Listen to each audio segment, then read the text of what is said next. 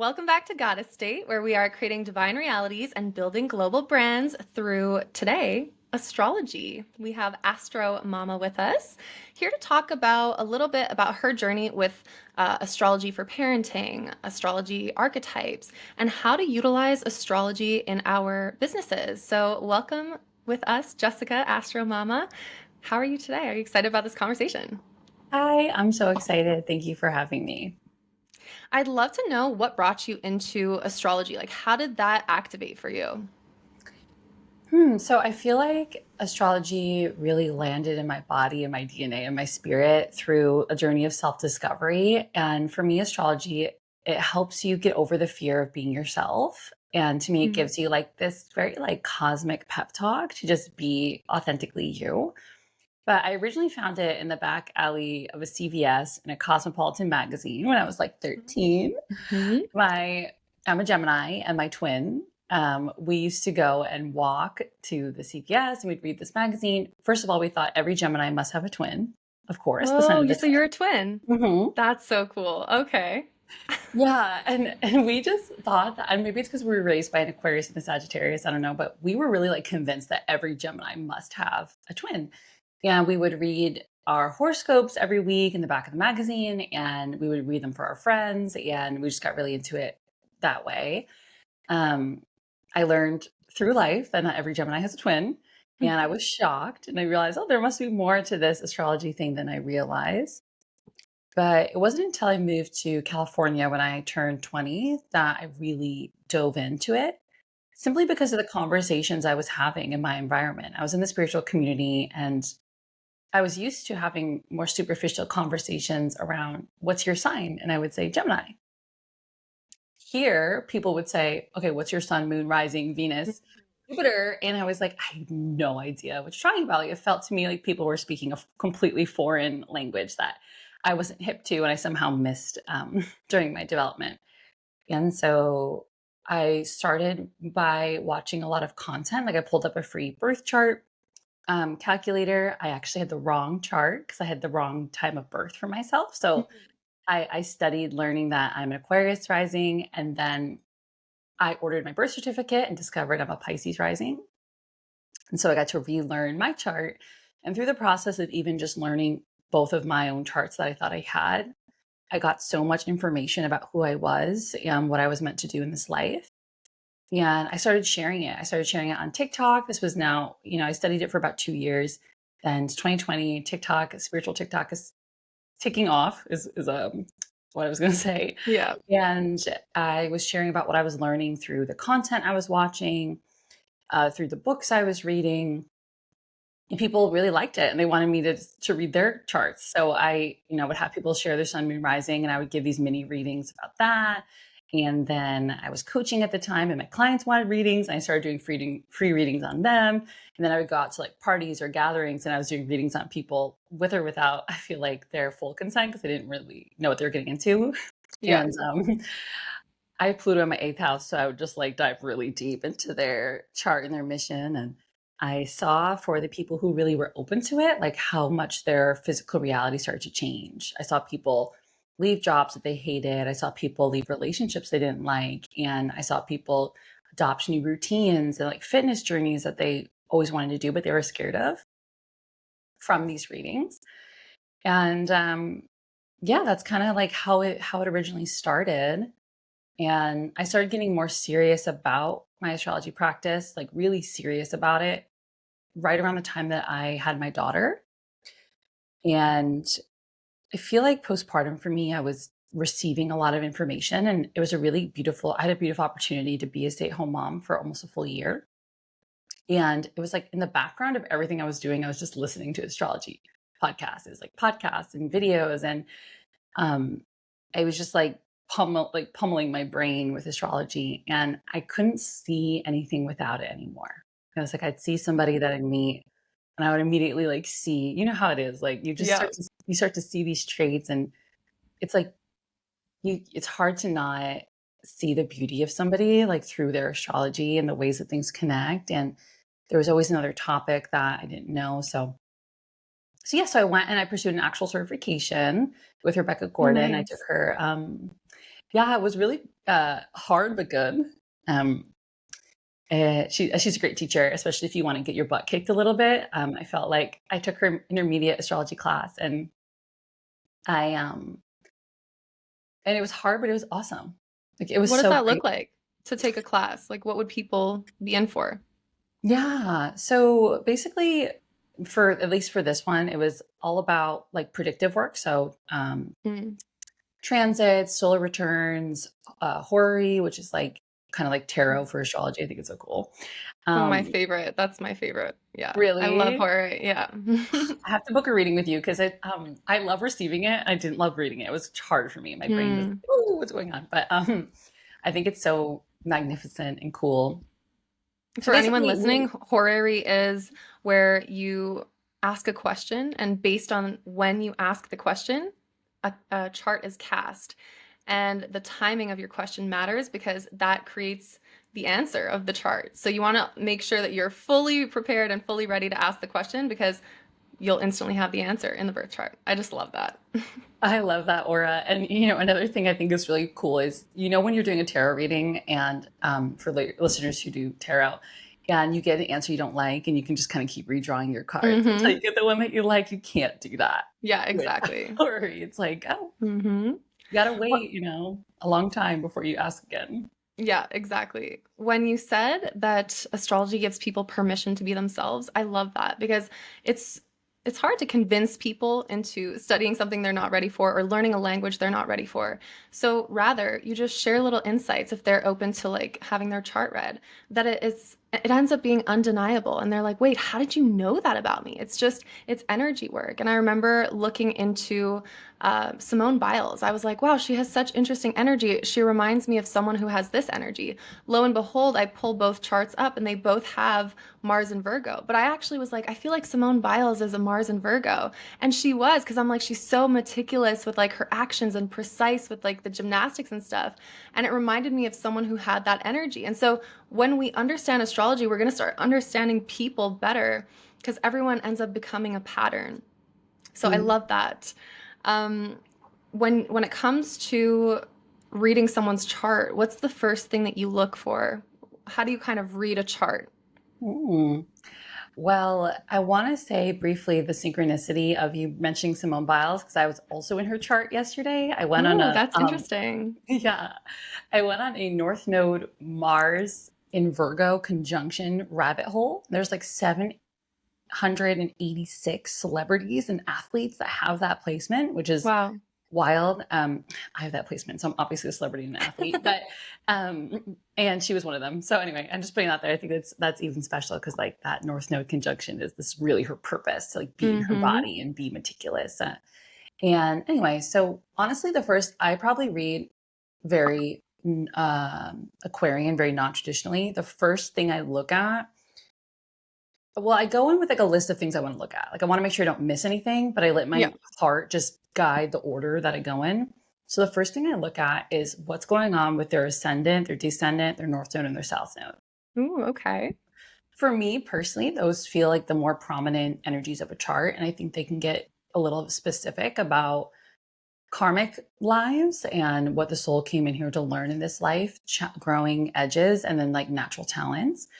And I like to see, okay, what sign is their ascendant, descendant, north and south node in? Are there any planets around any of those aspects? Are those aspects aspecting any other planets in the chart? What's the house? Not the house, but what's the house of the north and the south node? Who's ruling all those houses? Where they're dispositors? I just like to look at that to get kind of a karmic understanding of where this person has just come from and where their soul is growing. I love to look at Jupiter and Saturn. Jupiter is the planet of luck and expansion and abundance. And I think that working with Jupiter can be really empowering for somebody who is, I don't know, I come from a background of trauma and pain and all the things that made me really shy. And it made me feel like who I really was bad. Where it's like learning my Jupiter placement and learning that the things that I thought were wrong about me are actually my superpowers was really empowering for me. And I like to look at it in conjunction with Saturn because Saturn, the planet of karma and harsher lessons, but long-standing results, and our maturity, how we mature and how we age. I think it can be easy on a personal development journey to keep focusing on what you need to improve. So when you look at Saturn, it's like, okay, here are the things that you need to improve, Hmm. and that's so important. I don't want to miss that. And Jupiter for me is the anecdote of that in the sense of here are the things that you need to celebrate about yourself. Here are the things that you're so good at and you love that you need to do more of. Don't get lazy with these habits or these personality traits or these passions that you have in your Jupiter placement. Use them to your advantage. So when you're going through a Saturn transit or an aspect that's really harsh, you can create space in your day to weave in the magic of Jupiter and feel some lightness there. So those are the biggest things I see. Of course, I do look at Mars. I like to see how people manage their energy. I just see how people like to have sex and how they like to work out and what their neuroses are. I like to look at Venus and how they love and how they their love language and Do all you the other think that planets. But yeah. do you think that people can outgrow a placement, or how do you view that? Let's say that someone has Saturn in the eighth house. How will they kind of evolve with that, or any placement really? So I have a more technical answer, which would be like I like to look at a progress chart in that way. Saturn takes a really long time. So most likely you'll have the same Saturn placement forever. But with some of the other aspects and planets like the ascendant and the moon specifically moves the fastest, I like to look at that as your progress chart just shows how your chart evolves, how your astrology evolves over time based on like a mathematic formula that we don't have to get into. But for example, the progressed moon, I find that when people are going through big revelation. So I have a client who she said she used to feel really introverted, but lately she's been more extroverted and she thinks it's so strange. So I looked at her progressed moon and her progressed moon it was in Aquarius, but it was in the 12th house. Okay. So Aquarius, very sociable, outgoing, but moon 12th house transits are very like personal and introverted. Yeah. And she was going through a spiritual awakening at that time, but a lot of it had to do with community and like innovative think technologies and things like that. And so now her moon in February is going to be moving into the first house in Pisces. But so there's still this spiritual understanding, but there's this outgoing leadership kind of vibe she's going to be moving into and Nice. visibility and things like that. So I guess I feel like with your progress chart, it shows it. But I'm curious what you would say about working with your natal chart to evolve through a transit. Um, Yeah, I definitely see yeah. astrology as like you have the birth chart that you have for your whole life.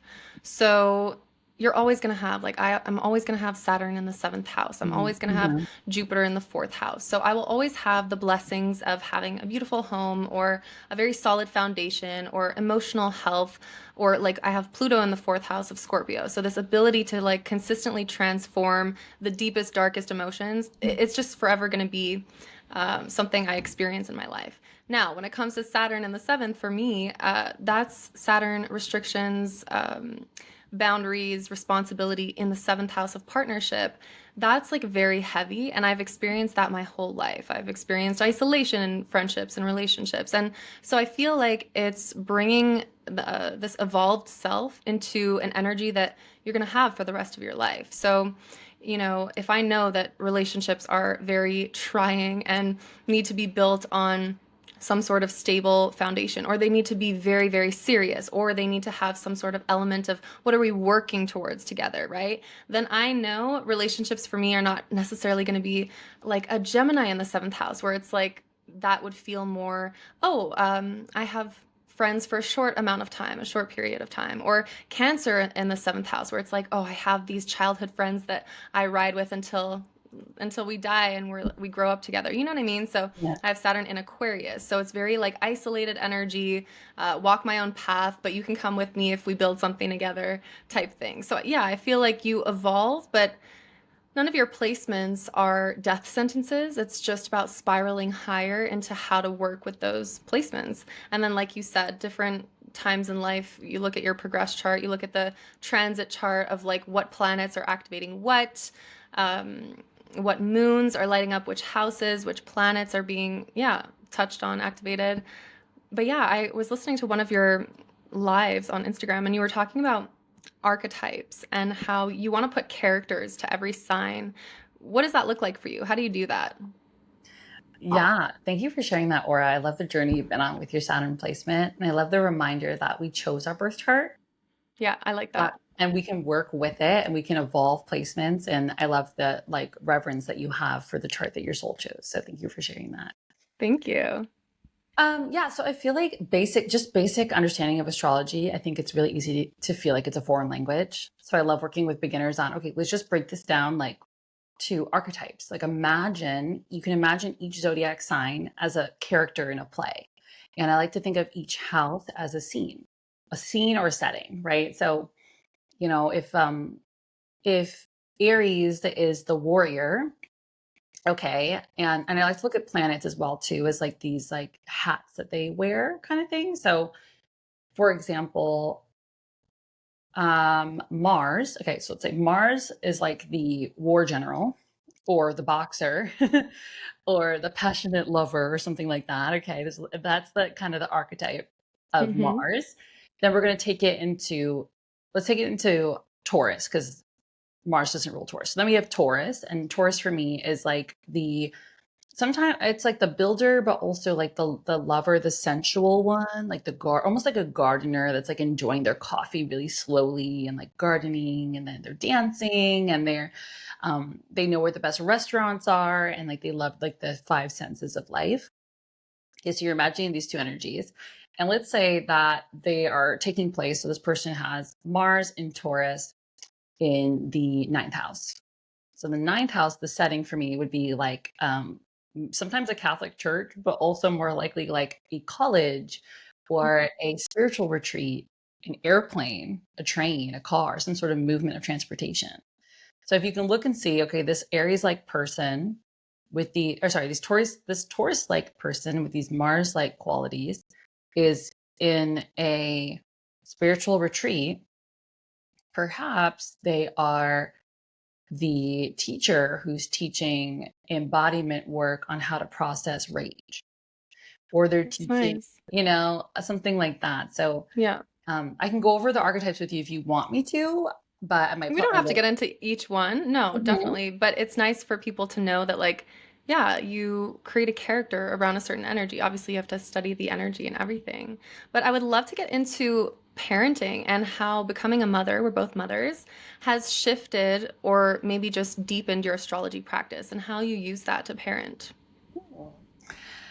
I so it's deep in my astrology practice in the sense that it's made me more valuable, and it's made me have more reverence for not projecting qualities onto somebody based on their astrology chart. Hmm. In the past, no, it was never really in like a negative way, but not every, you don't like it when somebody's telling you something about yourself that might not feel true, right? And I feel like I Hmm. would kind of do that. I'd have more generalizations of stuff where placements, where now when I look at my daughter, I can know these things about her chart and I can see them in her, but I'm not like forcing her subconsciously into a box. Yeah. I'm trying to leave room for the many manifestations of her placements and the degrees in their houses and how they could evolve. The biggest thing that's been supportive for me when it comes to parenting with astrology with my daughter is studying her moon sign.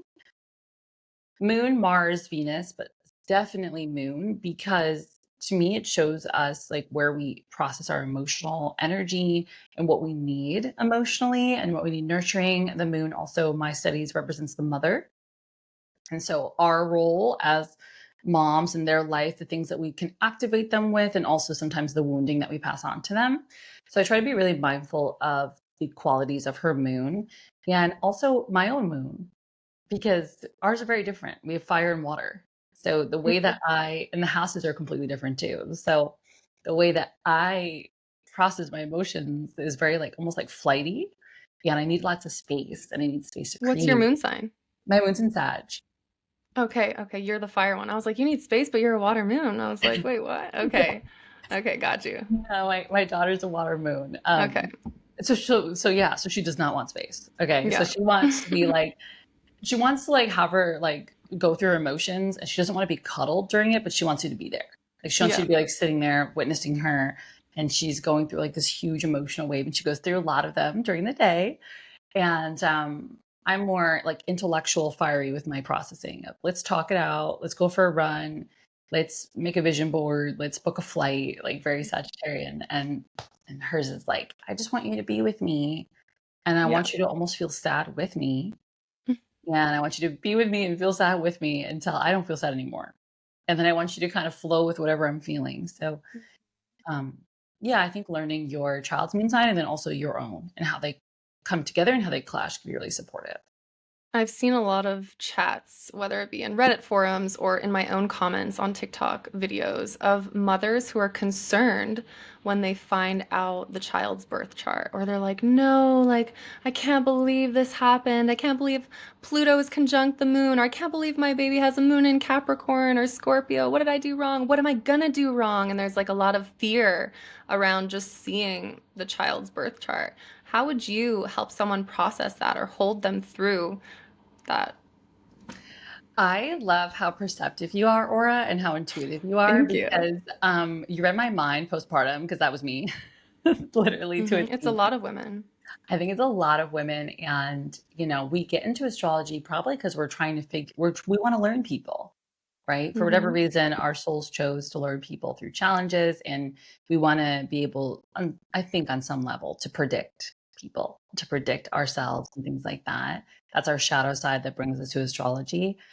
And I had the same thing, especially around the moon, because, like I just said, the moon resembles the mother.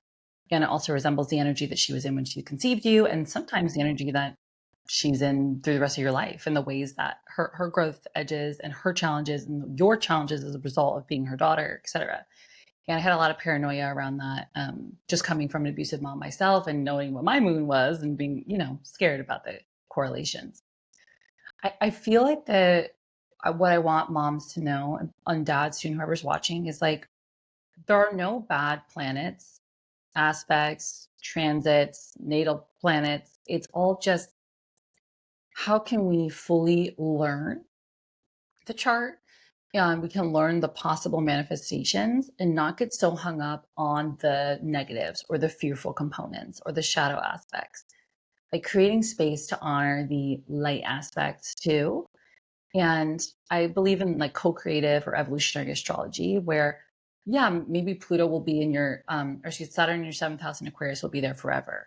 But you can work with that energy to have beautiful things like you have right now, like a long-lasting partnership and a family and being, having a beautiful platform that you have by being yourself, right? So I think that there's ways to work with it. But I don't know if that answers the question. I guess I would Yeah. want moms to give themselves grace and compassion instead of looking at it as like, oh, I must be so bad. What did I do wrong? Because my child's moon is in Scorpio or whatever in the eighth house. Like I must be the worst mom ever. It's like, no, you're not. Yeah. You had some lessons to teach your little one about, the lessons of that house, planet, and sign. So No, I how agree. I yeah. think I think that's beautiful. Just to share Mhm, or go off of what you were saying too, mhm. is I would tell the mothers that there are different octaves of this energy. So on the lowest octave of Moon and Scorpio, there's betrayal, deceit, abandonment, sexual harm.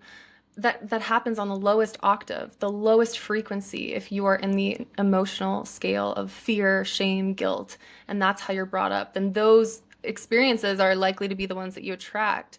Then the higher you go in octave, the more that energy comes through in a powerful way. Moon in Scorpio is not anymore about abandonment or things like that, but it has to do now with power, wielding power, persuasion, um, partnership, intensity, depth, occult psychic abilities. I mean, on the highest level. So I feel like, yes, sometimes we don't have all that control when we're just growing up. But as a parent, if you know that like your child is a Capricorn moon, uh, and you know that that means that you are probably like a workaholic or, the stereotype sometimes rings true, or that you often bring your work into the home life, how can you activate a higher octave and make that mean, oh, let me show the wonders of work. Let me create a legacy and give that to my daughter or my son and show them the beauty of like hard work in a way where maybe now you're building something with your child and that becomes the energy and you transform it from like, oh, neglect and she's never there and she's absent to wow, we built something every weekend together. You know what I Wow. mean? So it's like higher octaves versus lower octaves. But again, that's why I feel the power in the hands of parents when it comes to astrology. We can really change childhoods because when people don't know any of this, chances are it will fall into the lower octaves because we live in a reality where it is very low vibrational. And so that's why we're here to help awaken to choice of different destinies and things like that. So that's how I see that. We have choice to shift timelines for sure. But from there, do you believe in fate and destiny? And how is that seen in the birth chart to you? Mm. I love what you said about the lower octaves. I can't wait to go back and rewatch that when the podcast goes live because that was really juicy and that really landed home with me. Yay. Just have to catch that and say that and read it back to you. Thank you. And I feel like, could you repeat the question? I want to hear it Yeah. again. How do you think that fate and destiny play a role in astrology?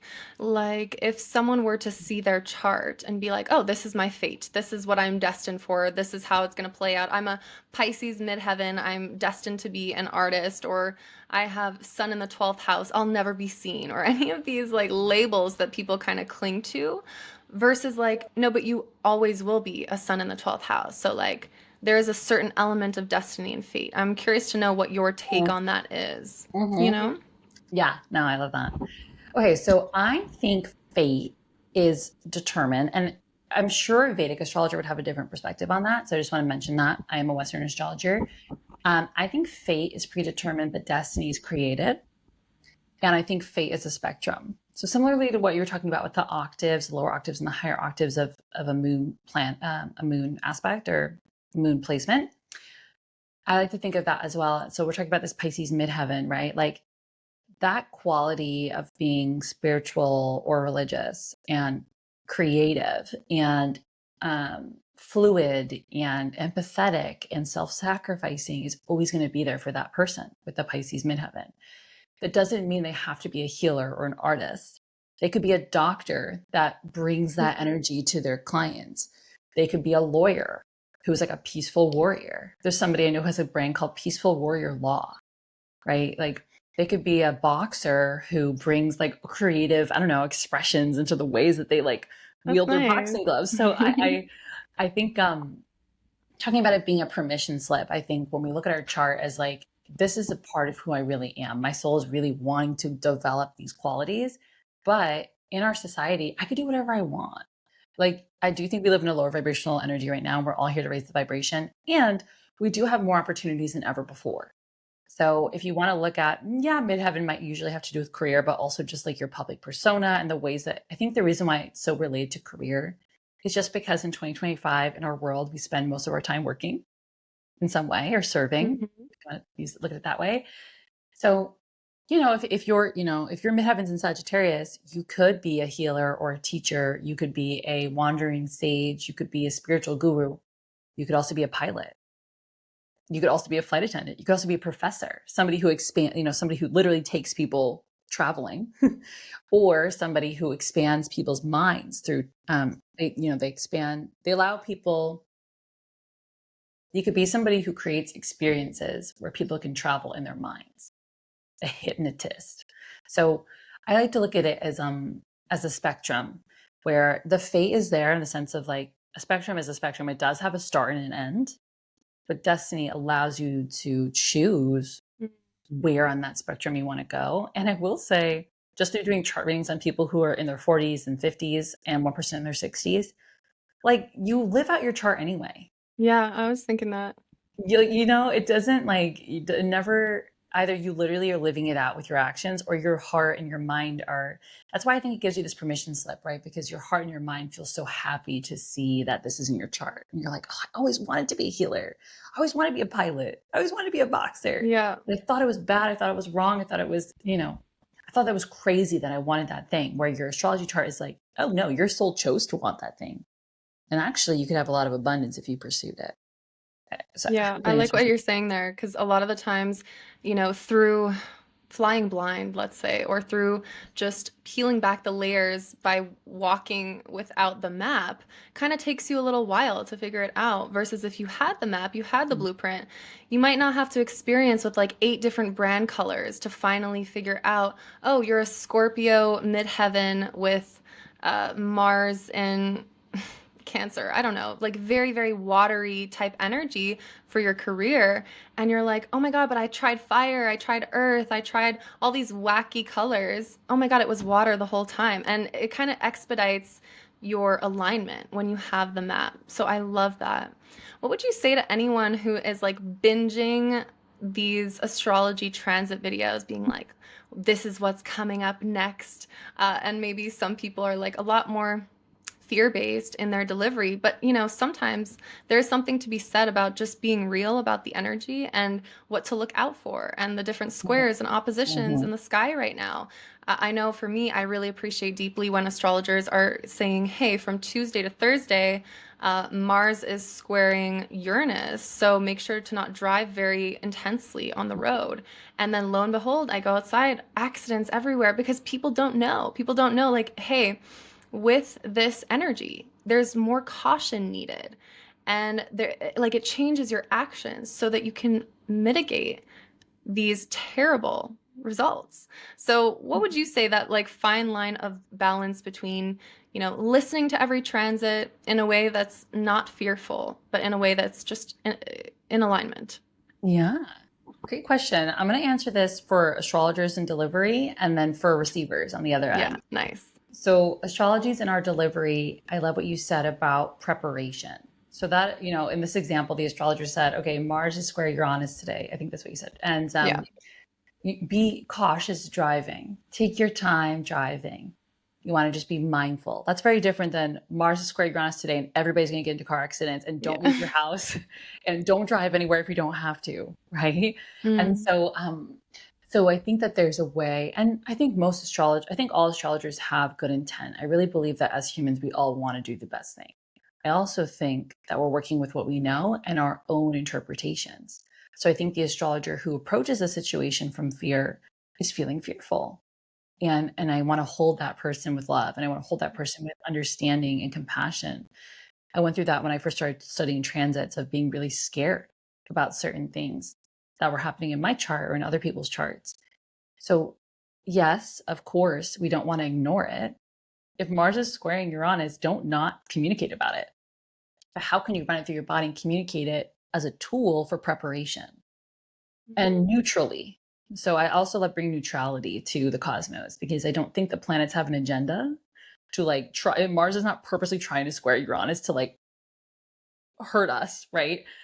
So it's like bringing some neutrality of like, okay, so like a chemical equation is going to happen regardless. It doesn't have Mhm. any I feelings love that. involved, you know? I love that. Ooh, that's So good.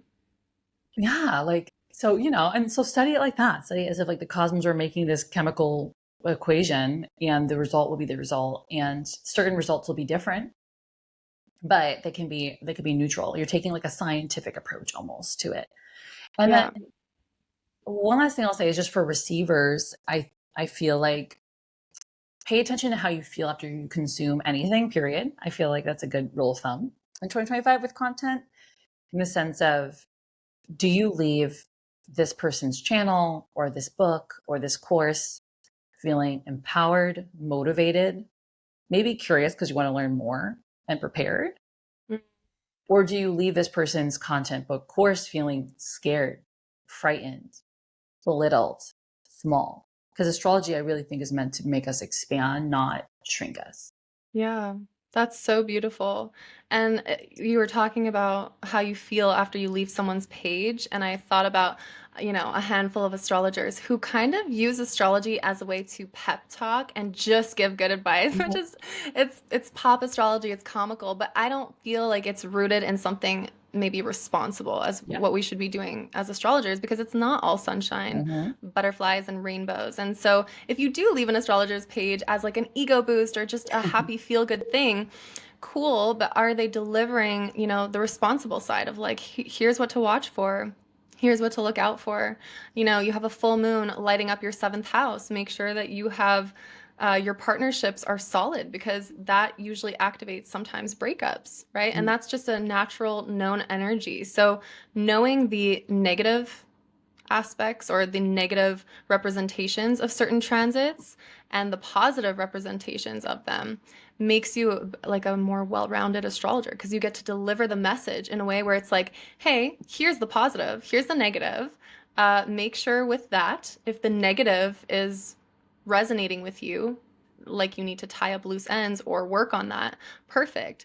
If the positive is resonating with you, that was your message too. So, kind of as the receiver, not going into an astrologer's video hoping for just a nice little boost. Mhm. And sometimes you can, but again, astrology is so multifaceted and layered Yeah.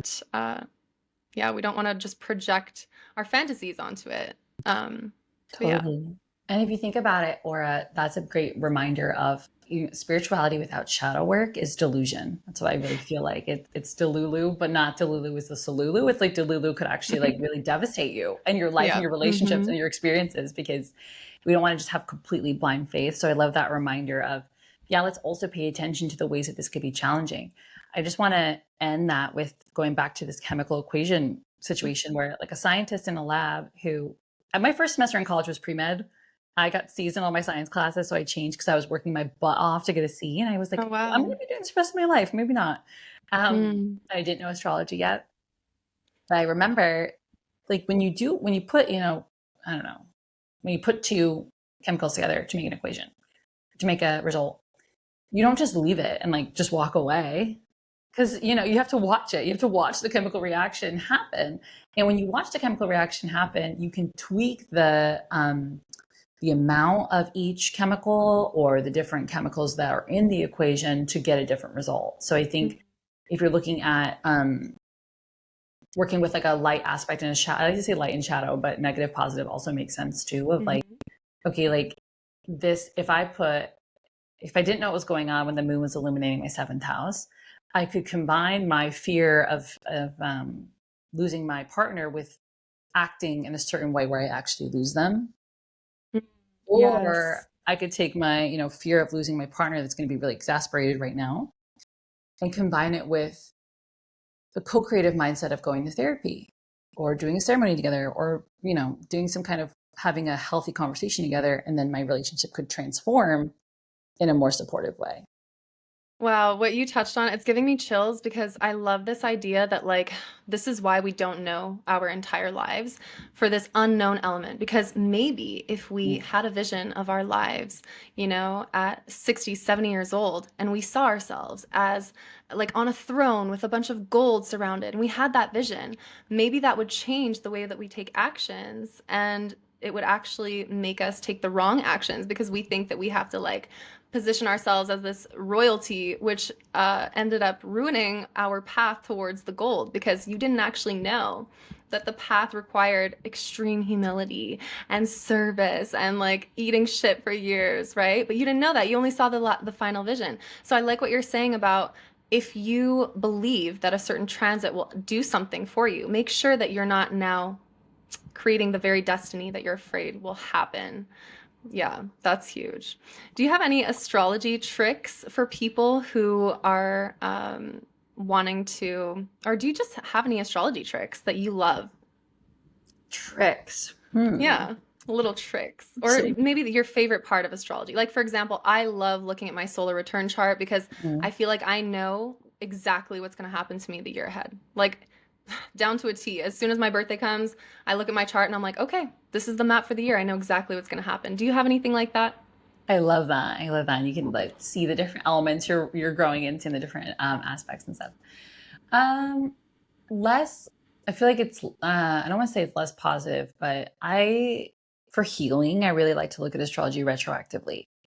I like to look at my Mhm. progressed moon over the years and see what was going on in my life, or even just like past transits, like studying where maybe the outer planets specifically, like Uranus, Neptune, Pluto, like where they were at certain times in my life. To for me, it like it's very healing to derive understanding and compassion for myself and the settings and all the people involved in those experiences on a more forward thinking lens. I My favorite aspect right now to look at is your part of fortune. Mhm.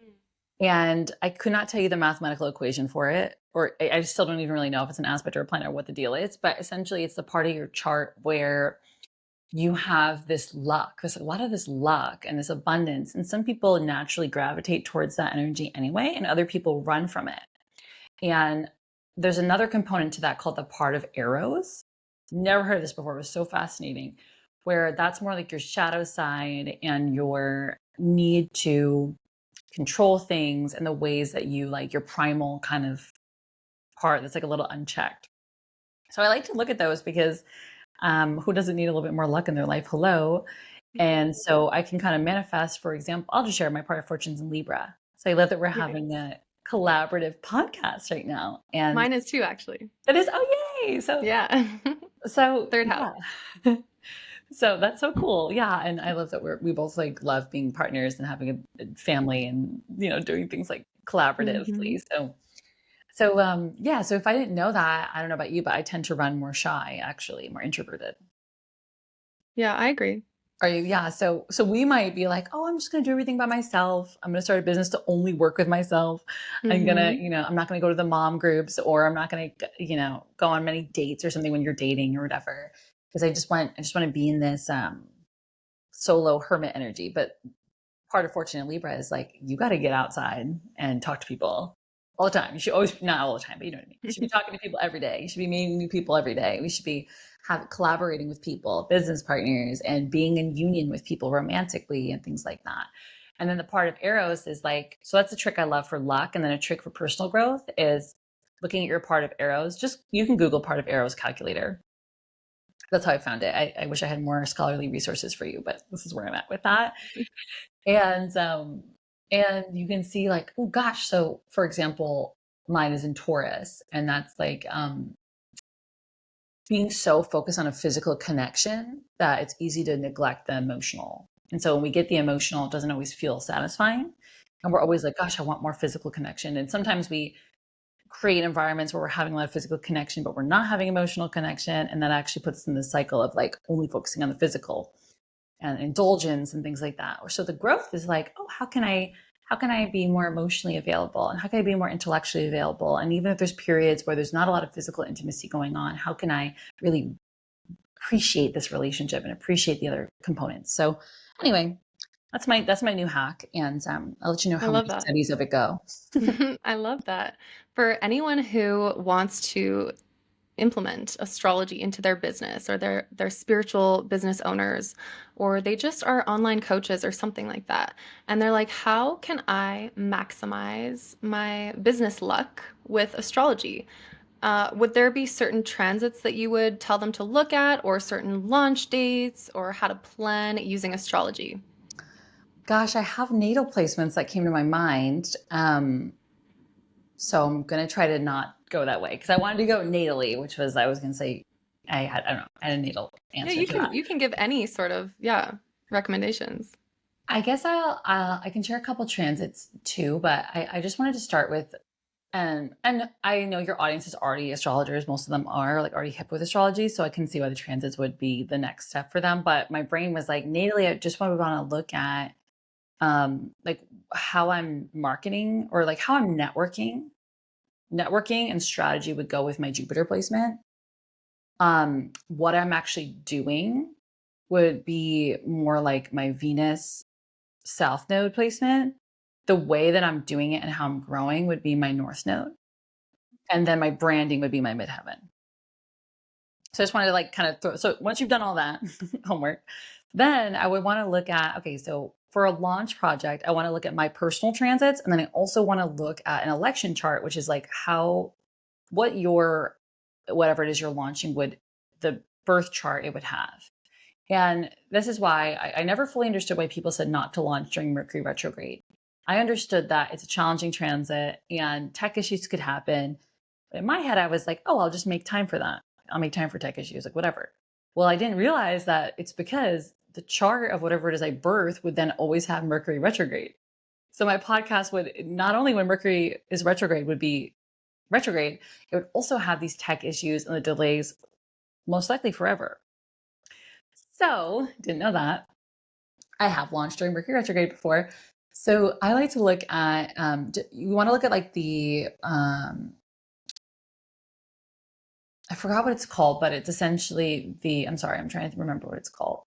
Um, indicators, the indicators that are relevant to whatever it is you're launching. So for example, when I was launching a astrology for parenting business, even though I did pivot, but the vibe is still the same. I wanted to look and see, do I have a well aspected fourth house, which is like the home? Do I have a well aspected fifth house, which is family and children? I want to have a well aspected third house because I was going to be using content and social media marketing, communication. Is my ascendant sign relevant to whatever it is I'm doing? And I also like to look at it as it doesn't have to match your personal astrology. Sometimes it can be opposite to complement it.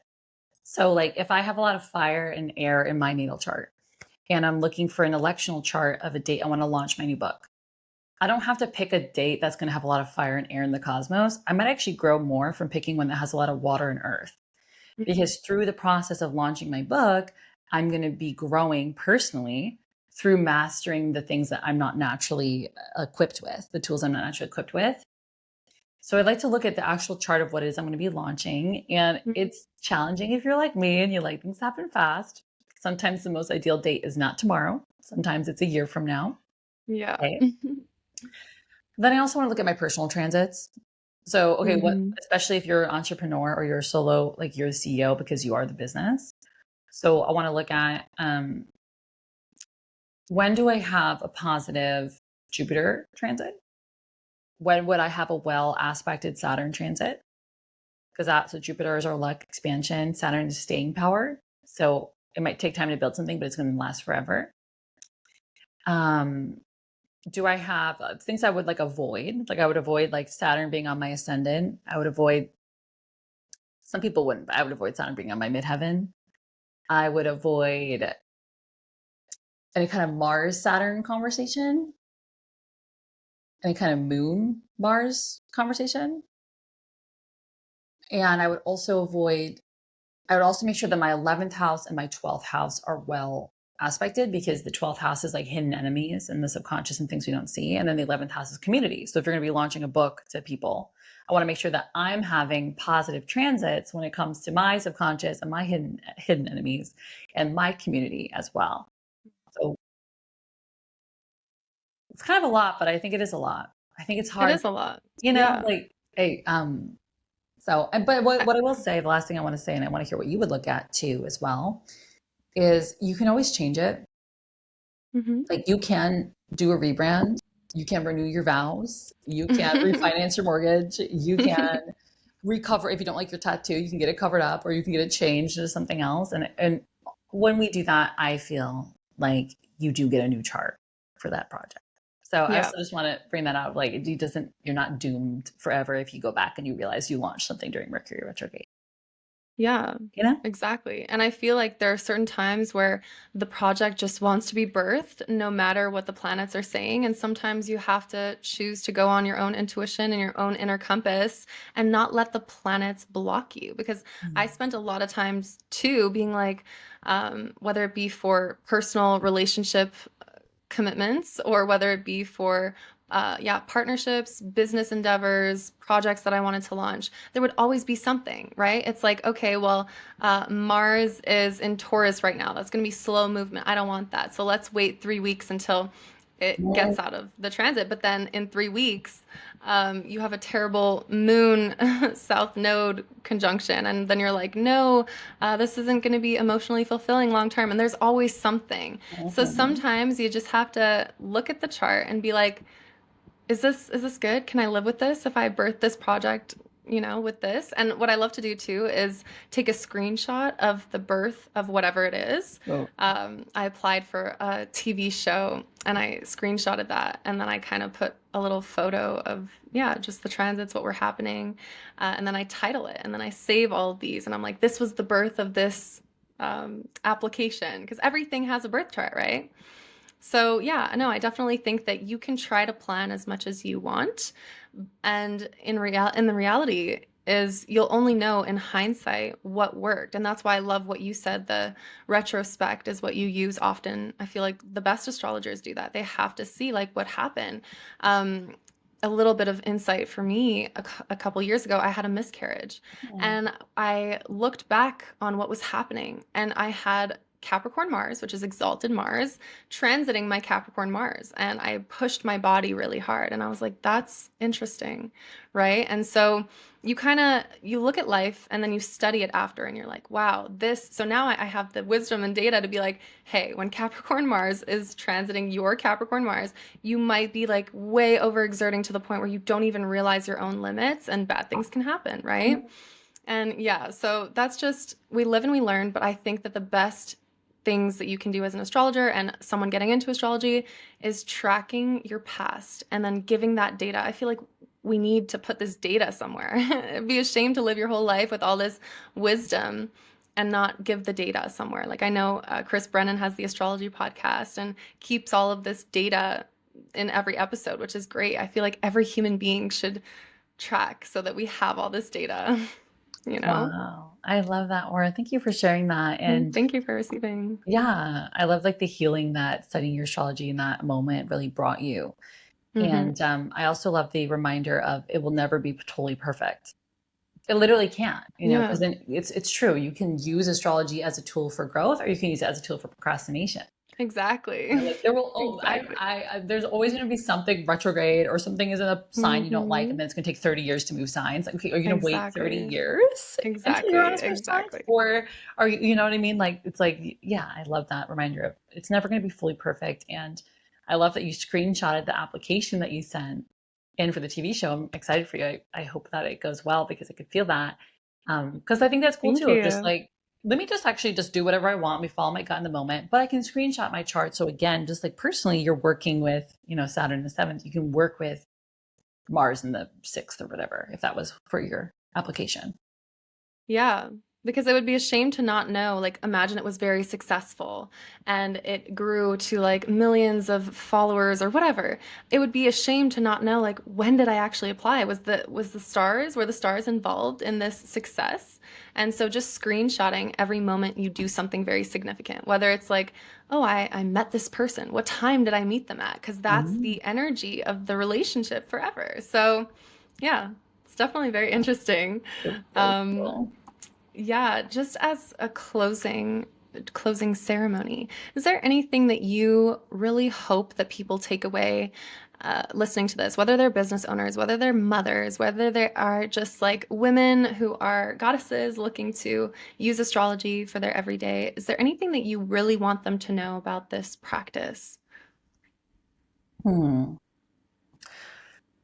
Show up anyway, even if the conditions aren't ideal, but be aware of the potential.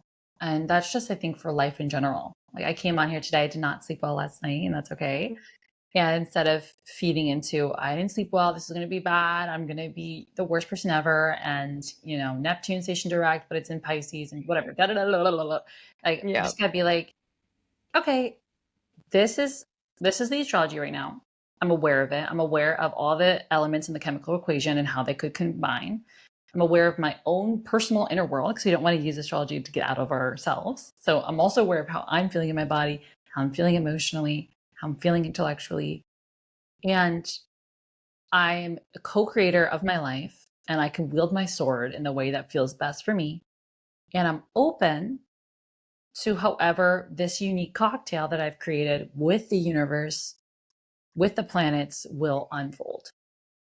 It's the biggest thing. So I want to remind people to move away from fear, move away from Delulu, and the Slulu is in the middle of knowing Like, knowing anything that's possible, knowing yourself and all that's possible within you, and remembering that you will never be given something that you cannot handle ever, ever, ever, whether it's a challenge or it's a reward. Um, yeah. wow. And for anyone who's looking to partner up and get into a relationship, whether it be like a business partnership or a romantic relationship, is there any sort of synastry?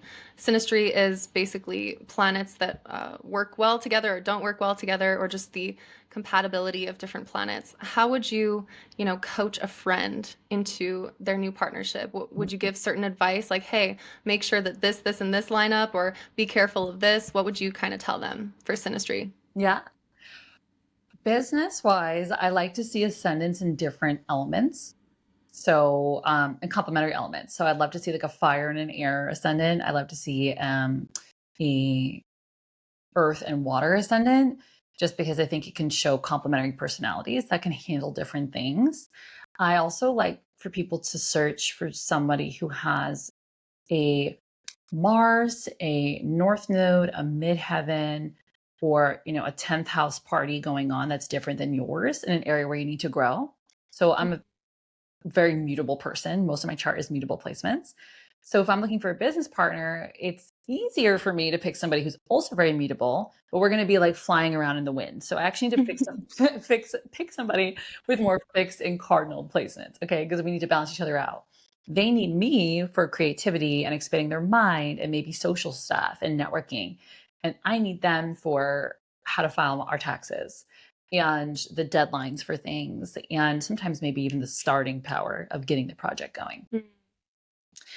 In love, one more thing for business. I think it's cool if your north and south node are opposite each other.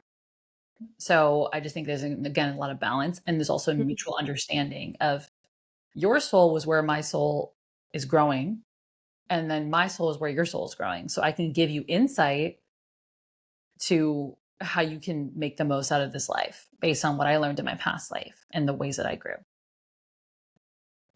With love, I like to look at I like to look at the moons. So are the moons, do they like each other?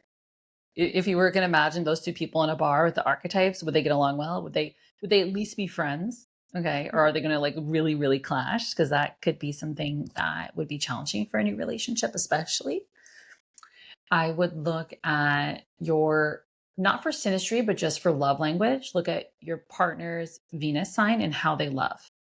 How do they like to give love and how do they like receive love? And just feel into yourself if that feels like something you want to give. I like to see sun and ascendant conjunct each other. So I like to see somebody's sun the same sign as another person's ascendant, because I think it shows like an I get you kind of thing. Like I get you, I see you, I know you. I like to see an ascendant on a Venus because that's like I think you're hot. I think you're very attractive. I like your worldview. I want to like look at you. I feel that way. It's more aesthetic. So those are just some of them. And then the last thing for synastry is I love to look at a Davidson synastry chart, which shows the way that your relationship is wanting to grow over time and the lessons that you are teaching each other. Usually it's designed for a love relationship, but I feel like if you're really close with your business partner, I don't see any harm in pulling it for that too and just reading it in a more platonic way. But it's like, oh yeah, like our souls chose to work with each other in whatever way on purpose. So how can we make the most out of the lessons that we are learning together? But I will say it's less fun, but I will say I do think it's good to have consent of everybody involved. So, if you are dating somebody, it is good to ask them for consent to look at their chart and also to look at your synastry. Yeah, I agree. Just And so I would that add everybody's on, open. yeah, and I would add on the composite chart for sure, because that's like the relationship birth chart of just who you guys are as one chart, Mm-hmm. which is really cool. I love that. Okay, so as we close out, I have a couple of last questions. Mm-hmm. What is the worst piece of advice that you've ever received? Ever or just with astrology? Ever. in my life. Yeah. um, do whatever we did to make us successful, even if you don't want to do it. Mm, Um, yeah. yeah, I love my family, and I come from an immigrant family, and they worked really hard to get here, and they've done a lot of really cool things. And they have this feeling that if you don't do exactly what they did, that you're not going to be successful, or you're wrong, or it was like kind of a loss. Mm, And I want to, and I love them, and I know they meant well, but that was probably the worst advice I've gotten because it was so not who I was. And I do wish that I got advice to follow my own path instead. What about you? nice. The worst advice I've ever received, it's funny because what comes to my mind is stay in your own lane. And it was the worst advice at the time because this person was projecting onto me that what I was doing was not what I should be doing. And I didn't like that coming from that angle. But when I was talking to a coach, a couple years later, I told them that. I was like, I can't get over this advice that I hated, which was stay in your lane. And then the coach was like, well, what do you think happens when an athlete is on the field and they step out of their lane? They get instantly disqualified. And I was like, ooh, that's a good new take. But I think it really depends on the intention that the person is coming to you with the advice, because that person just didn't want me to be doing music and they didn't want me to be rapping. And they were just like, stay in your own lane, AKA don't do music and rap. And I was like, what are you talking about? Yeah. Versus the coach who was like, stay in your own lane, lock in, get focused, and only, amplify your skills, your talents, only focus on you, what you can control. And so it's just the same advice, but coming from two totally different lenses and from different intentions. So, yeah, I think it depends. So it was the best advice and the worst advice, really. I just got like full body chills. And it reminds me of a post I just saw of yours this morning around like, instead of saying that you have to like be an expert at something, like before you launch, like just focus on one thing and go like really far into it. And I love that difference. It's so true. I was also thinking Hmm. maybe this is the Sagittarian part of me of, well, if that person got disqualified, that wasn't their sport. Like maybe it was also like divine timing saying, hey, go try something else. But I love the reminder of semantics and how we can also just Yeah. our perspective, like going back astrologically, we can look at Uranus square Mars as I will get into a car accident and die, Yeah. or Hmm. I will learn to be a safer driver, and I will really Hmm. focus all my energy on driving as safely as I can today. Yeah, or there are certain things that might surprise me, right? Mhm. Because that's the energy. Or during Mercury retrograde, the whole effect of Mercury retrograde is not that like technology isn't working, because I had a podcast that I recorded a couple weeks ago during Mercury retrograde, and it's Mhm. not that the tech wasn't working. It's that your mind is not as sharp as it should be during Mercury direct, and so you actually falter in your tech setup. And I think that was the biggest awakening for me because Wow. I didn't like look over certain things with the Riverside app. So my whole mic wasn't working, and it's because something I just would have naturally done, I didn't do because Mercury was retrograde. So, yeah, Wow. just crazy things about that. What was the best advice that you've ever received in your life? Be yourself. That's Or interesting. astrology for me really just told me that, and the astrologers I worked with was like, there's nothing wrong with who you are. Mm. And that's not in like an egotistical way, like I'm the best person ever, nowhere to grow. It's just like, the Yeah. parts of you that are your core qualities, which I think all of our core qualities are good, like our real core self, beyond all the conditioning, is perfect. And just do that. Be that person and run that play and see how it goes. How about you? Yeah, when you say be yourself, I know that that's advice that I have been given my whole life. And with someone who has Chiron in the first house, Aw. Placidus, second house whole sign. But I was always like, what does that mean? Be yourself. Like, what do you mean? I don't get it. And so, for anyone feeling like that when they hear that advice, I would just deepen it based on the wisdom that I've learned after hating that advice, would be um, create your personality. How do you Mm. think, feel, speak, and act? What do you like about that version of you? Be that version. That's tangible. That's actionable. And yeah, so but I love that that was your best advice given. I feel like people tried to give it to me my whole life and I was just like, what does that mean? Mm. Give me the tangible action steps to that. So, but how did you take it? Be yourself. Like how did you take that? Just like yeah. I love the strategy behind that. I love that. Thank you. That's like some good inner work too, because also who we are can change over time.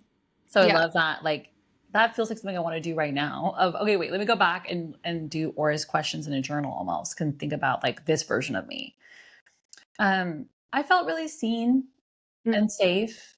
And at that time, I had revealed something that felt really vulnerable and shameful. And to hear that it was okay was really healing for me. So I felt really healed. And also I could see if I didn't know at that time, Yeah. there wasn't a lot of context, I could be a little disillusioned of, okay, well, who am I? And I don't know, like, like feeling of like, well, I'm supposed to be myself, but I don't know who I am. So what am I supposed to do? Yeah, well, I think that you're bringing up a good point, which is the advice lands based on the Yeah. context. So, in your context, it made perfect sense and it landed and it gave you that shadow alchemy, if you will. Totally. You have these certain retreats that you hold, or you hold like moon circles and things like that. What's that all about? Yeah. What am I doing right now? So I guess right now I would say my primary focus is readings, personal readings, transit readings, synastry readings. And I love to bring what's going on in the cosmos to groups in person locally. I am actually really excited because I'm co-facilitating at my first astrology retreat this year, or in Wow, 2026 in congratulations. July. Thank you. I'm going to be teaching a workshop on how to work with Jupiter alongside Haley Comet of Haley Comet Astrology. Ooh, okay. I'm so excited for the opportunity. I'm going to be doing an embodiment workshop of Jupiter's going to be moving into Leo. I'm so So excited. As a Leo rising, I can't wait. I was gonna ask. You have some similar placements to somebody else I love, and I'm like, oh, I wonder if she's a Leo rising. So there you go.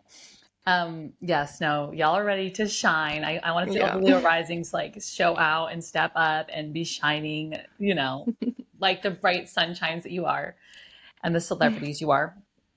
Oh, And thank you.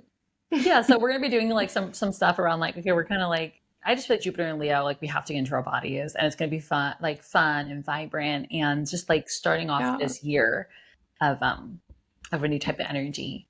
And yeah, I host local moon circles, workshops, things like that in Southern California, specifically San Diego, but I'm open to doing them anywhere within you know, the net of SoCal.